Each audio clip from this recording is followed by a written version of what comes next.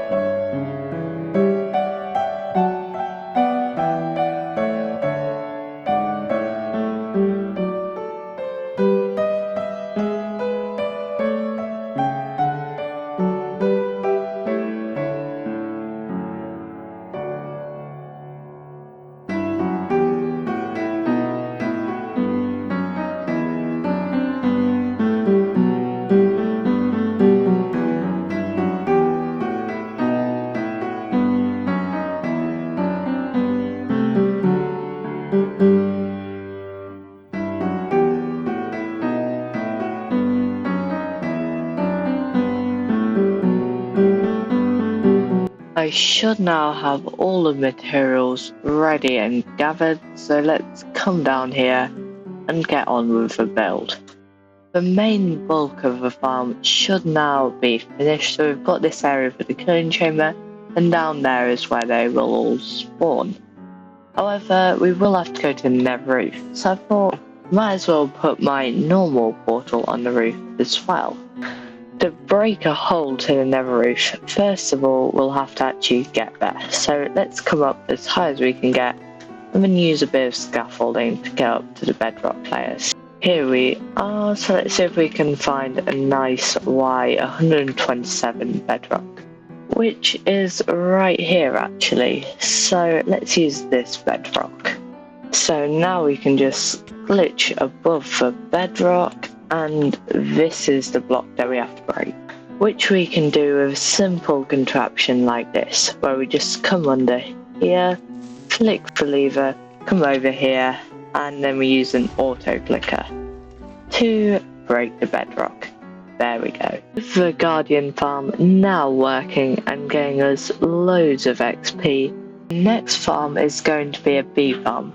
So we have to go through, as here in the nether, there's no day or night cycle. I've got all the materials in my inventory.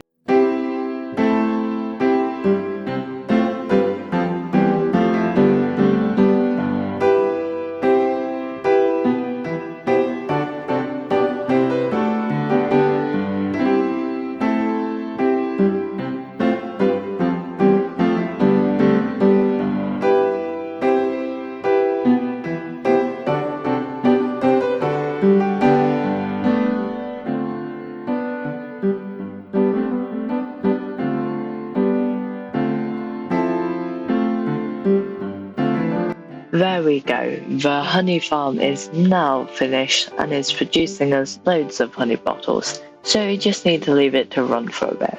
I've now cleared out a little space for the next farm, which is going to be just a small sugarcane farm. Let's get started with that.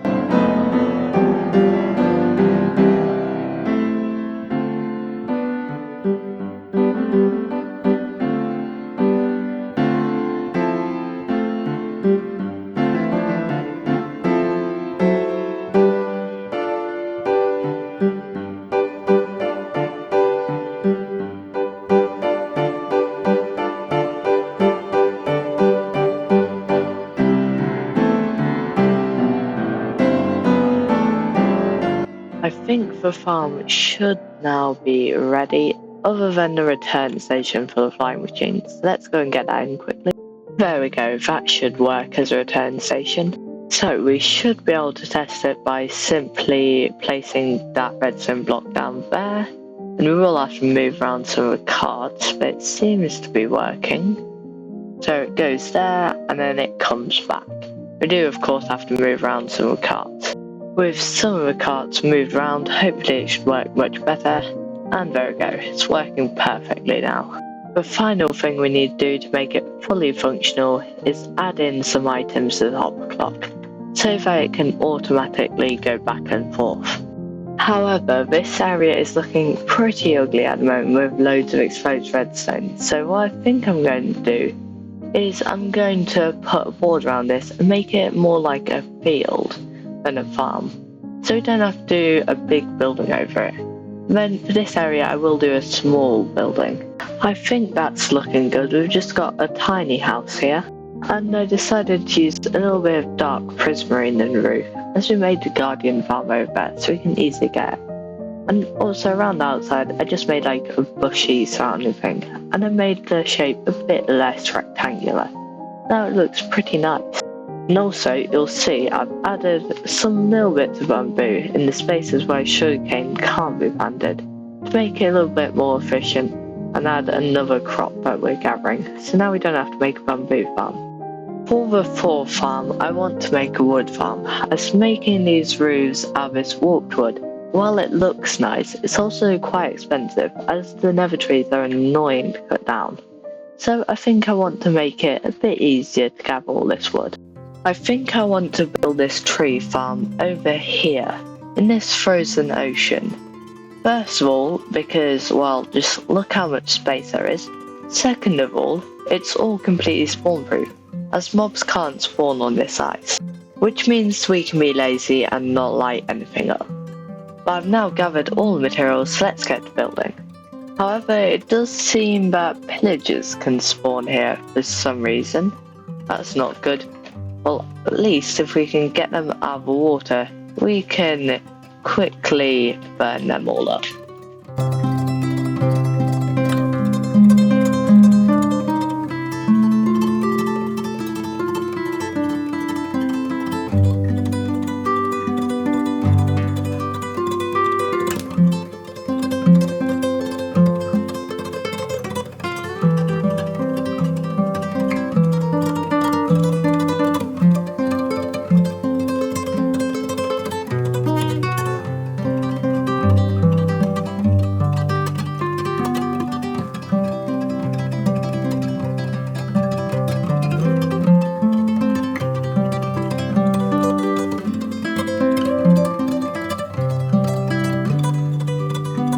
And the farm is finished. I also decided to add on a simple storage system with just some signal strength 2 item builders, of course AB tile, and then a row of chests, very ultimate storage set. But to run this farm we still need to get a source of bone meal to go in these chests, and I think the best way to do that is to make a simple wither skeleton farm, as we'll also get a couple of beacons while we're at it. And of course everyone's favourite block, the coal block. The last material I need for this farm is a lot of nether bricks. Let's come to this fortress and start mining.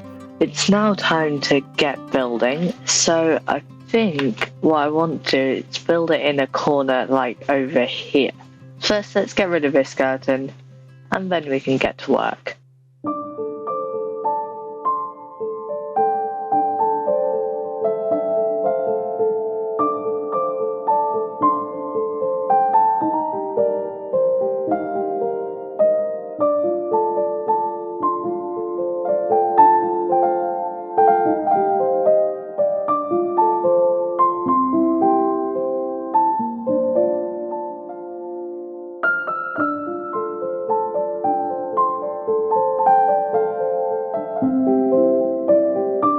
The wither skeleton farm seems to be working, and we're already getting skulls, 2 at the moment, and most importantly we're getting plenty of bones to power our tree farm.